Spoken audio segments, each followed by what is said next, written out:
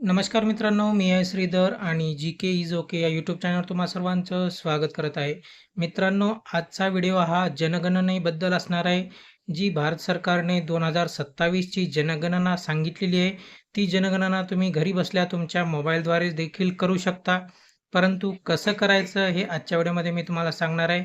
फक्त 10 मिनिट लागणार आहेत तुम्हाला. ऑनलाईन जनगणना घरी बसून देखील तुमच्या मोबाईलद्वारे करू शकता.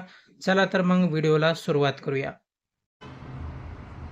सर्वात आधी मित्रांनो तुम्हाला गुगलवर यायचं आहे. गुगलवर आल्याच्यानंतर वेबसाईट टाकायची आहे se.census.gov.in.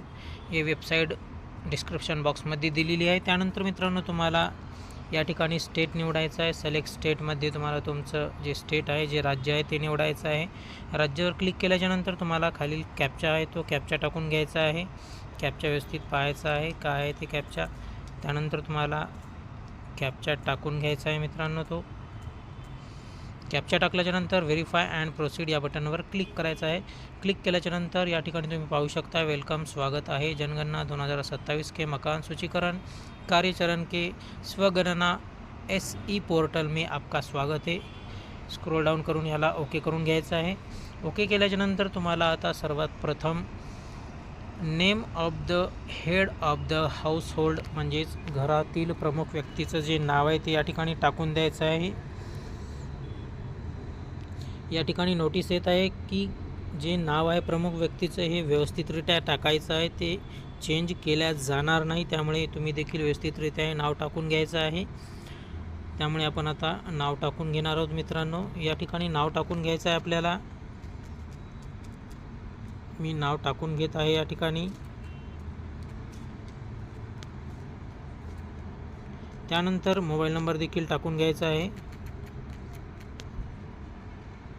त्यानंतर तुमचा जो ईमेल आय डी आहे तो ईमेल आय डी तुम्हाला टाकून घ्यायचा आहे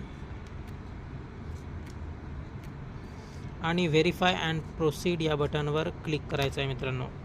क्लिक केल्याच्यानंतर एक OTP जो आहे तो OTP पाठवण्यात येईल तुमच्या मोबाईल नंबरवर. तो OTP तुम्हाला या ठिकाणी व्हेरीफाय करायचा आहे. अशा प्रकारे तुम्ही OTP पाहू शकता. तो OTP या ठिकाणी टाकायचा आहे.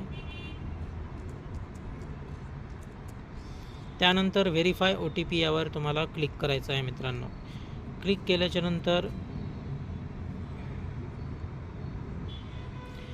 केल्याच्यानंतर मित्रांनो अशा स्टेप्स येतील. 1 ते 6 स्टेप आहेत ते तुम्हाला पूर्ण भरायचे आहेत. मी या ठिकाणी भरून ठेवलेले आहेत मित्रांनो. त्यामध्ये तुम्हाला राज्य निवडायचं आहे. त्यानंतर तुमचा जिल्हा निवडायचा आहे. पिनकोड टाकायचा आहे. त्यानंतर गाव, शहर, स्थानिक हे जे तुमचं ॲड्रेस असेल तो ॲड्रेस या ठिकाणी लँडमार्क सहित टाकायचा आहे आणि शोधा या बटनवर क्लिक करायचं आहे. त्यानंतर मित्रांनो तुम्हाला यामध्ये स्क्रोल डाऊन करून वेगवेगळ्या प्रकारे तुमचं जे पॉईंट आहे त्या पॉईंटमध्ये तुम्हाला तुमचं घराचा जो पॉईंट आहे तो घराच्या पॉईंटवरच हा लाल डॉट आहे तो घ्यायचा आहे. त्यानंतर स्थानाची पुष्टी करा यावर तुम्हाला क्लिक करायचं आहे. क्लिक केल्याच्यानंतर मित्रांनो पुढील स्टेप येईल. त्यानंतर नंबर 2ची जी आहे ती गणना घराचा तपशील यामध्ये द्यायचा आहे. घराचा जो तपशील असेल की तुमच्या घरामध्ये गणना घराची जमीन यासाठी मुख्यतः वापरलेले साहित्य कोणते आहे. मातीचे आहे, लाकूड, बांबू, पक्क्या विटा, दगड, सिमेंट, मोझाईक, टाईल्स, इतर यामध्ये तुम्हाला कोणतंही एक ऑप्शन निवडायचं आहे ज्या प्रकारचं तुमचं घर असेल. त्यानंतर मित्रांनो गणना घराची भिंत यासाठी मुख्यतः वापरलेले साहित्य कोणते आहेत ते देखील या ठिकाणी टाकायचे आहे. घरामध्ये भिंत कोणत्या साहित्याने बनलेली आहे. गवत, वाळलेले गवत, बांबू, प्लास्टिक, पॉलिथिन, माती, कच्च्या विटा, लाकूड, दगड, सिमेंट मातीने जोडलेले, त्याचबरोबर दगड, सिमेंट मातीने जोडलेले, न जोडलेले, GI धातू, त्यानंतर पक्क्या विटा, कॉन्क्रीट, इतर या ठिकाणी जे तुमचं घर असेल त्या प्रकारे तुम्हाला निवडायचं आहे मित्रांनो. त्यानंतर गणना घराची छप्पर यासाठी मुख्यतः वापरलेले साहित्य कोणते आहेत ते देखील तुम्हाला या ठिकाणी पाहायचे आहेत आणि जे तुमचं छप्परचं साहित्य असेल ते तुम्हाला या ठिकाणी सिलेक्ट करायचं आहे मित्रांनो. त्यानंतर गणना घराची स्थिती काय आहे, चांगली, राहण्यास योग्य, मोडकळीस आलेले हे देखील तुम्हाला निवडायचं आहे. त्यानंतर परत एकदा जतन करा यावर जाऊन क्लिक करायचं आहे मित्रांनो. त्यानंतर नंबर 3ची स्टेप येईल. कुटुंब प्रमुखाशी संबंधित माहिती तुम्हाला द्यायची आहे. या कुटुंबात सामान्यतः निवास करणाऱ्या व्यक्तींची एकूण संख्या किती आहे ते तुम्हाला टाकायचे आहे. तुमच्या घरामध्ये एकूण संख्या किती आहे ती टाकायची आहे. कुटुंब प्रमुखाचे नाव या ठिकाणी ऑटोमॅटिक येऊन जाईल. तेच कुटुंब प्रमुखाचे नाव बोलीभाषेमध्ये या ठिकाणी टाईप करायचे आहे, लिहायचे आहे. त्यानंतर कुटुंब प्रमुखाचे लिंग काय आहे ते टाकायचे आहे. कोणती कास्ट आहे ते देखील तुम्हाला या ठिकाणी टाकायची आहे. त्यानंतर या घराच्या मालकी हक्काची स्थिती काय आहे, स्वतःचे घर आहे की भाड्याचे आहे की इतरमध्ये असेल तर ते घेऊन टाकायचं आहे मित्रांनो. त्यानंतर निवासयोग्य खोल्यांची संख्या तुम्हाला या ठिकाणी टाकायची आहे, किती खोल्या आहेत तुमच्या घरामध्ये. त्यानंतर या कुटुंबात राहत असलेल्या विवाहित जोडप्यांची संख्या तुम्हाला टाकायची. एक विवाहित जोडपे आहेत, 2 आहेत, किती आहेत ते टाकायची आहे. त्यानंतर परत एकदा जतन करा आणि पुढे जा यावर क्लिक करायचं आहे. क्लिक केल्याच्यानंतर नंबर 4ची स्टेप, कुटुंबास उपलब्ध असलेल्या सोयी यामध्ये द्यायच्या आहेत. पिण्याच्या पाण्याची मुख्य स्रोत काय आहे, नळ आहे किंवा विहीर आहे, हातपंप आहे, बोरवेल आहे, झरा आहे, नदी आहे, काय आहे ते तुम्हाला या ठिकाणी निवडायचं आहे तुमच्या घरी पिण्याच्या पाण्याची सोयीसाठी. त्यानंतर पिण्याच्या पाण्याची उपलब्धता असलेला स्रोत निवडायचा आहे की परिसरात आहे का, परिसराजवळ आहे का, दूर आहे.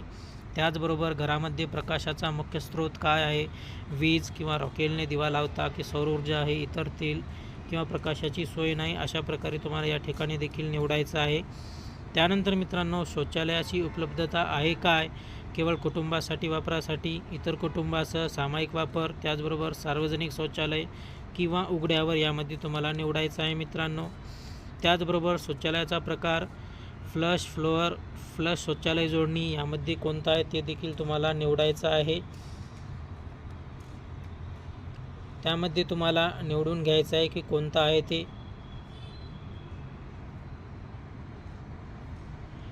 यामध्ये कोणता आहे ते तुम्ही निवडून घ्यायचं आहे मित्रांनो. त्यानंतर सांडपाणी सोडण्यासाठी जोडलेली व्यवस्था काय आहे, बंद गटार आहे का, उघडे गटार आहे का, गटारच नाही असं सांगायचं आहे त्यामध्ये. त्याचबरोबर परिसरामध्ये स्नानगृहाची उपलब्धता आहे का, होय असल्यास स्नानगृहावर क्लिक करायचं, नसल्यास छपराशिवाय बंदिस्त आहे असं करायचं किंवा नाही म्हणून द्यायचं आहे. त्याचबरोबर स्वयंपाकघराची उपलब्धता आणि LPG PNG जोडणी, स्वयंपाकघरामध्ये स्वयंपाक करत असल्यास LPG PNG जोडणी आहे का, होय असल्यास क्लिक करायचं आहे किंवा LPG PNG जोडणी नाही म्हणून नसल्यास त्या ठिकाणी क्लिक करायचं आहे.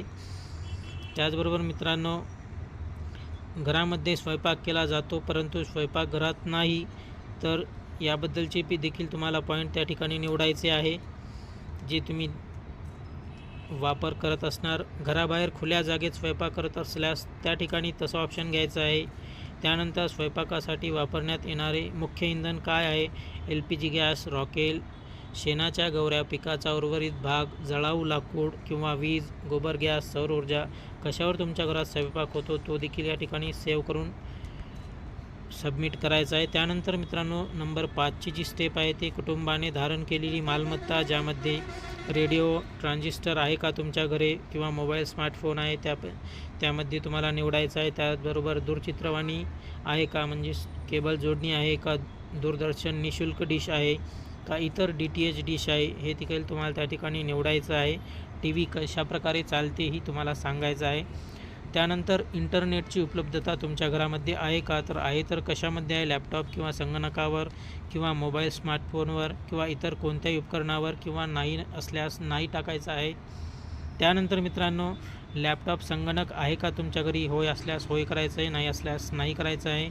दूरध्वनी मोबाईल फोन आहेत का, स्मार्टफोन आहेत ते देखील तुम्हाला त्या ठिकाणी टाकायचं आहे. स्मार्टफोन असल्यास तो, दोन्ही असल्यास दोन्ही घ्यायचं आहे. त्यानंतर सायकल, स्कूटर, मोटरसायकल यापैकी कोणती वाहन तुमच्या घरी आहे ते देखील तुम्हाला सिलेक्ट करायचं आहे. त्यानंतर कार, जीप, फॅन यामधील कोणते वाहन आहे ते देखील सिलेक्ट करायचं आहे. त्यानंतर कुटुंबात सेवन केले जाणारे मुख्य धान कोणते आहे, तांदूळ, गहू, ज्वारी, बाजरी, मका, इतर कोणतेही यामध्ये देखील तुम्हाला सिलेक्ट करायचं आहे. त्यानंतर तुमचा मोबाईल क्रमांक या ठिकाणी दिसून येईल आणि शेवटी तुम्हाला जतन करा आणि पुढे जा यावर क्लिक करायचं आहे. मित्रांनो, क्लिक केल्याच्यानंतर तुमची जी माहिती आहे ती पूर्ण माहिती पूर्वावलोकन तुम्हाला करून घ्यायची आहे. व्यवस्थितरित्या आपण भरलेली आहे का माहिती, संपूर्ण माहिती तुम्हाला बघून घ्यायची आहे. अशा प्रकारे तुम्ही माहिती बघून घेतल्याच्यानंतर हा तुमचा फॉर्म जो आहे तो फॉर्म तुम्ही मसुदा म्हणून जतन देखील करू शकता किंवा त्यामध्ये जर तुम्हाला काही एडिट करायचं असेल तर संपादन करण्यासाठी मागे जा, यावर क्लिक करून तुम्हाला परत एडिट करता येईल. परंतु एडिट जर करायचं नसेल तर पुष्टी करा आणि सादर करा, यावर तुम्हाला क्लिक करायचं आहे मित्रांनो. अंतिम सादर या ठिकाणी येत आहे. अंतिम सबमिशन नंतर सबमिट केलेल्या डेटामध्ये कोणताही बदल शक्य होणार नाही. तुम्हाला नक्की पुढे जायचे आहे का असा विचारणार. त्यामध्ये तुम्हाला होय केल्याच्यानंतर तुमची जी जनगणना आहे ती सबमिट होणार आहे. त्यानंतर अशा प्रकारे तुम्हाला एक मेसेज देखील येऊन जाईल मित्रांनो. तुम्ही पाहू शकता यशस्वीरित्या सबमिट केले गेलेले आहेत. तुमचा स्वगणना ID जो आहे तो ID समोर आलेला आहे तुमचा. हा ID तुम्हाला सेव्ह करून ठेवायचा आहे आणि हाच ID तुम्हाला मित्रांनो कामी येणार आहे की जेव्हा जनगणना करण्यासाठी तुमच्या एरियातील जे शिक्षक वृंद येतील, जे जनगणना करणारे अधिकारी येतील, त्यांना हा ID तुम्हाला द्यायचा आहे. यावरून तुमची या ID वरून तुमची जनगणना पूर्ण झालेली आहे असे त्यांना समजवण्यात येणार आहे मित्रांनो. त्यामुळे हा तुम्हाला जतन करून ठेवायचा आहे. व्हिडिओ कसा वाटला नक्की कमेंट करून सांगा. जर काही प्रश्न असतील तर कमेंटमध्ये विचारा, त्या प्रश्नांची उत्तर देण्याचा नक्की प्रयत्न करील. जय हिंद, जय महाराष्ट्र.